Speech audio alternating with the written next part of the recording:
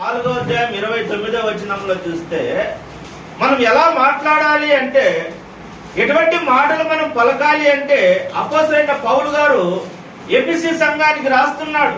4వ అధ్యాయం 29వ వచనం, వినువారికి మేలు కలుగునట్లు అవసరమును బట్టి క్షేమాభివృద్ధికరమైన అనుకూల వచనమే పలుకుడు గాని దుర్భాష ఏదైనను మీ నోట రానియకుడి. అనుకూల వచనమే పలకండి.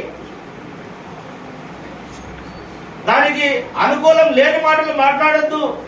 దుఃఖపడేటప్పుడు నువ్వు సంతోషమైన మాటలు మాట్లాడద్దు. లేదంటే సంతోషంగా ఉన్నప్పుడు దుఃఖమైన మాటలు, మనసుకు గుచ్చుకునే మాటలు మాట్లాడద్దు అంటున్నాడు. అనుకూల వచనమే మాట్లాడండి. దుర్భాష ఏదైనా మీ నోటకు రానియకుడి అంటాడు. అదే ఎఫెసీయులకు రాసిన పత్రిక 5వ అధ్యాయం 4వ వచనాన్ని కూడా మనం చూస్తే, ఎఫెసీయులకు రాసిన పత్రిక 5వ అధ్యాయం కృతజ్ఞతా వచనమే మీరు ఉచ్చరింపవలెను గాని మీరు భూతులైనను పోకిరి మాటలైనను సరసోక్తులైనను ఉచ్చరింపకూడదు. అవి మీకు తగవు. ఇవి మీకు తగవునైనా అంటున్నాడు. ఏంది? సరసోక్తులు, డబుల్ మీనింగ్ మాటలు మాట్లాడుకోకూడదు. లేదంటే రెచ్చగొట్టే మాటలు మాట్లాడకూడదు. పోకిరి మాటలు మాట్లాడకూడదు. ఆ మాటలో చెప్తున్నాడు చూడండి, బూతులైనను చెడ్డ మాటలైనను, బూతులు మాట్లాడకూడదు, పోకిరి మాటలు మాట్లాడకూడదు, సరసోక్తులైనను ఇవి మాట్లాడకూడదని చెప్తూ ఇవి మీకు తగవు.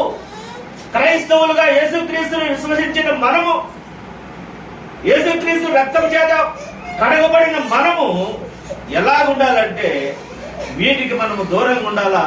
క్రైస్తవులుగా మీకు ఇవి తగునైనా అంటున్నాడు. ఈరోజు మన మాటలు ఎలాగున్నాయి?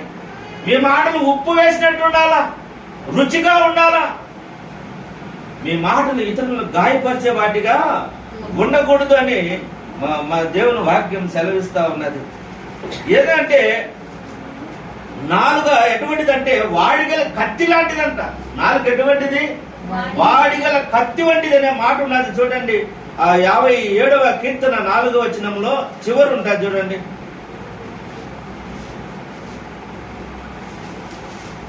నాలుక ఎటువంటి మాటలు అంటే కత్తిపోటు వంటి మాటలు ఉన్నాయంట.